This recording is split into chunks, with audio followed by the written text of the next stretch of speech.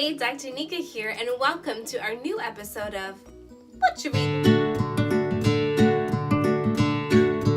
This is a show where we talk about books that inspire, equip, and engage us around the topic of race and race relations. And today, we are going to be talking about the book The Hate You Give by Angie Thomas.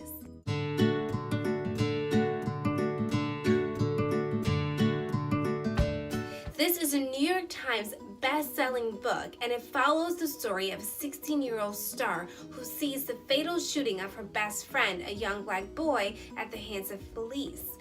This then puts Star in the middle of a social and legal battle, and through it, she finds her voice. Can I just tell you, this book had my attention from the very beginning. When I wasn't reading it, I was thinking about it. And when I was reading it, I did not want it to end. It was so good. Angie just does a fantastic job of covering so many things and so many themes all at the same time. Beyond the main plot of the murder and the intrigue around that, we see conversations about interracial dating, domestic violence and power, community violence, friendship, family dynamics. The list goes on, and it's so good. You have to read this book. Trust me, you do. As always, I've got 3 points that I want to leave with you. Point number 1, code switching. We see Star having to straddle both of the worlds that she lives in, the white world at school and the black world at home. But despite her best efforts, those two worlds inevitably collide, and she has to figure out who she is in the middle. Code switching is not a concept that's unfamiliar to most people of color. In fact, it's quite prominent. For those of you unfamiliar with the term, code switching is when a person of color makes changes to their manner of speech and even their appearance when they are operating in a largely white space compared to their communities of color. This helps with their upward mobility in those white spaces of school and work while allowing them to have a personal connection to their communities at home.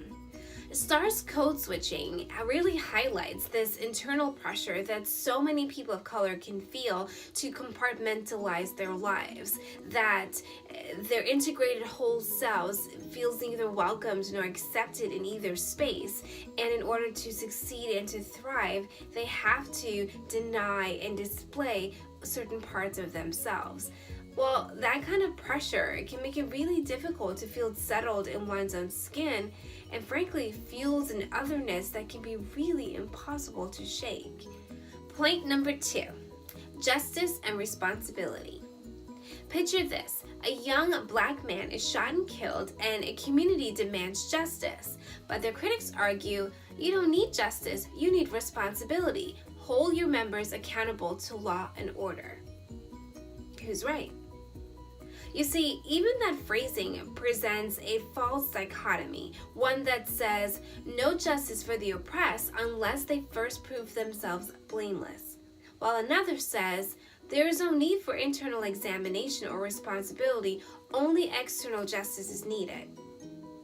What's amazing about this book is that it takes that tension and it carries it all the way to the end.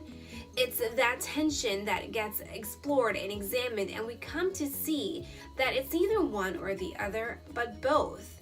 In order for the oppressed to truly be free, we need to have justice, but there also has to be room for accountability and personal responsibility. Point number 3, your voice matters.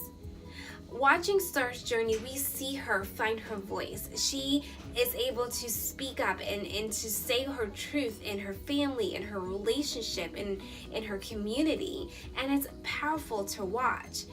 Sometimes when we are faced with big obstacles like oppression and injustice, it can really feel overwhelming and makes us want to be silent.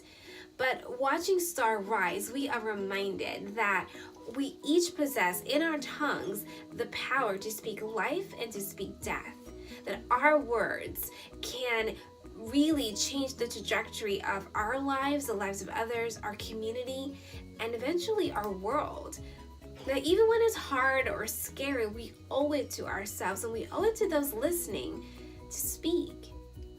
So there you have it, my 3 points on the book, The Hate You Give. Look, this is a fantastic book, and I promise you, if you read it, you will not regret it. So please, please read it, and let me know what you think. I want to hear your thoughts. Feel free to drop a line below. Until next time, bye.